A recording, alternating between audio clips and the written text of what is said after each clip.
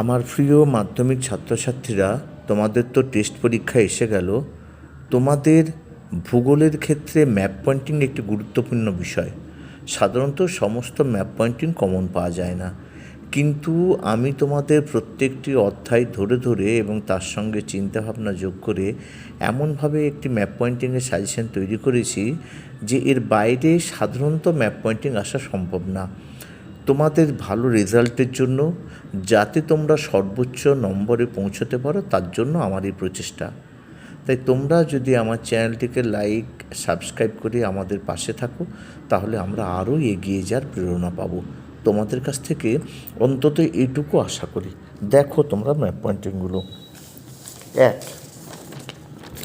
শিবালিক পর্বত, বিন্ধ্য পর্বত, আরাবল্লী পর্বত, সাতপুরা পর্বত, গারো পাহাড় আর কারাকোরাম পর্বত, এগুলো পর্বতের মধ্যে আছে। 2, নদীর মধ্যে গোদাবরী নদী, কাবেরী নদী, নর্মদা নদী, কৃষ্ণা নদী, মহানদী, লুনি নদী, ডাল ও লুলা হ্রদ। 3 নম্বরে দেখো মালভূমির মধ্যে মেঘালয় মালভূমি, করমণ্ডল উপকূল অর্থাৎ বছরে 2 বার বৃষ্টিপাতযুক্ত অঞ্চল, ইন্দিরা পয়েন্ট, কোঙ্কণ উপকূল, মালাবার উপকূল, ভারতের সর্বোচ্চ মালভূমি, চিল্কা হ্রদ এবং কচ্ছের রণ। 4, পূর্ব ভারতের একটি জলবিদ্যুৎ উৎপাদন কেন্দ্র, পশ্চিম ভারতের একটি তৈল শোধনাগার, দক্ষিণ ভারতের চা উৎপাদক অঞ্চল, পশ্চিম ভারতের তুলা বলয়, পশ্চিম ভারতের একটি পেট্রোরাসায়নিক শিল্পকেন্দ্র, দক্ষিণ ভারতের একটি কার্পাস বয়ন শিল্পকেন্দ্র।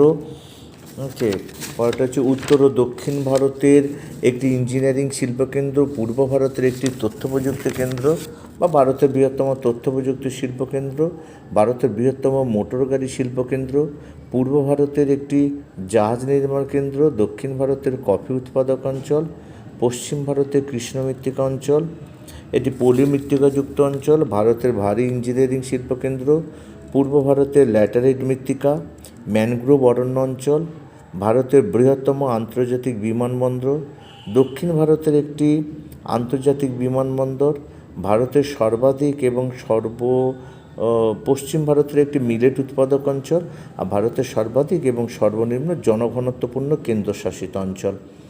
আর 5 নম্বর শহরের মধ্যে দেখো, শহর ও বন্দরের মধ্যে আহমেদাবাদ, দিল্লি, বেঙ্গালুরু, কোচি, আহমেদাবাদ, চেন্নাই, হায়দ্রাবাদ, এটি শুল্কমুক্ত বন্দর, ভারতের সিলিকন ভ্যালি, দেরাদুন, কলকাতা অর্থাৎ পূর্ব ভারতের মহানগর, ভারতের গোলাপি শহর এবং ভারতের হাইটেক বন্দর।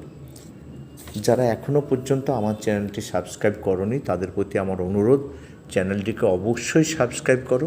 তার কারণ তোমরা চ্যানেলটিকে যদি সাবস্ক্রাইব করে রাখো, তাহলে তোমরা যে কোনো সাবজেক্টের প্রথম নোটস এবং সাজেশন প্রথম তোমরা পেয়ে যাবে।